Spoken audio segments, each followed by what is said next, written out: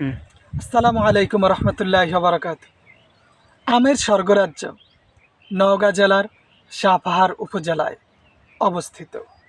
বলা হয়ে থাকে বাংলাদেশের রূপালী আমের মূল সেন্টার হলো সাপাহার।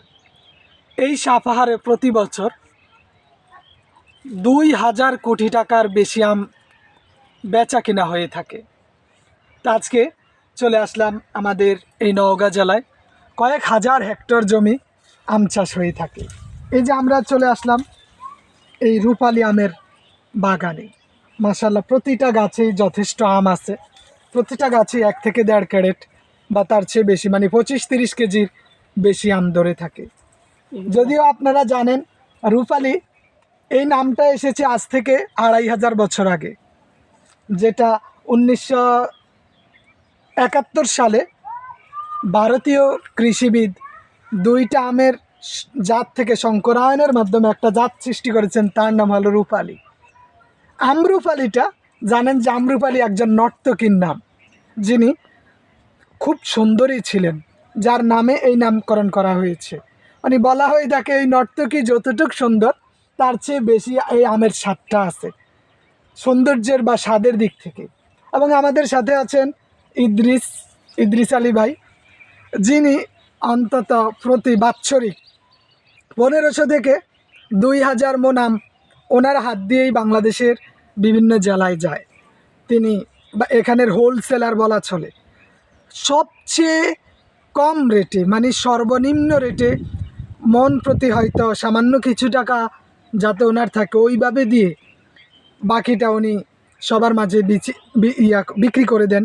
দূর দূরান্ত থেকে ওনার থেকে আম নেয়, শত শত মণ আম নেয় ওনার মাধ্যমে। তো ওনারও কয়েকটা বাগান আছে, এবং আমরা আজকে যে বাগান আছি এইটাও ওনার রিলেটিভের বাগান আমরুপালির। যদি একটু দেখেন প্রতিটা গাছে মাশাআল্লাহ অনেক আম দেখতে পাবেন, প্রত্যেকটা গাছেই প্রচুর পরিমাণে আম আছে। তা আমরা আসলে আমাদের দক্ষিণের মানুষ বা আমাদের চাঁদপুর ঢাকার মানুষের কাছে এটা স্বপ্নের মতো মনে হয় যে আল্লাহ রাব্বুল আলামিন এই আমের স্বর্গরাজ্য নওগাঁর সাপাহারে কি পরিমাণ নেয়ামত দান করেছেন। এবং আমাদের সাথে আছেন আমাদের আরেক ভাই, এই যে রবিউল ইসলাম, উনিও এখানের স্থানীয় মানুষ এবং ওনারাও মোটামুটি ব্যবসা বাণিজ্যের সাথে জড়িত আছে। কামিল কমপ্লিট করছে, রাষ্ট্রবিজ্ঞানে অনার্স মাস্টার্স করা। আমাদের ইদ্রিস ভাইও কিন্তু অনার্স মাস্টার্স করা, তাই না? আমি কামিল কমপ্লিট করেছেন, মাস্টার্সের সমমান। হ্যাঁ। তো এরা হচ্ছে এই জায়গার স্থানীয়। খুব ভালো লাগে এই জায়গাগুলো, প্রতিটা গাছেই যথেষ্ট প্রচুর পরিমাণে আম আছে, এবং আমগুলা বাংলাদেশ, ভারত, বিশেষ করে ভারত উপমহাদেশের স্বাদের দিক দিয়ে অনন্য একটি জাত হলো এই আমরুপালি। তো ধন্যবাদ সবাইকে। আসসালামু আলাইকুম ওয়া রাহমাতুল্লাহি ওয়া বারাকাতুহু।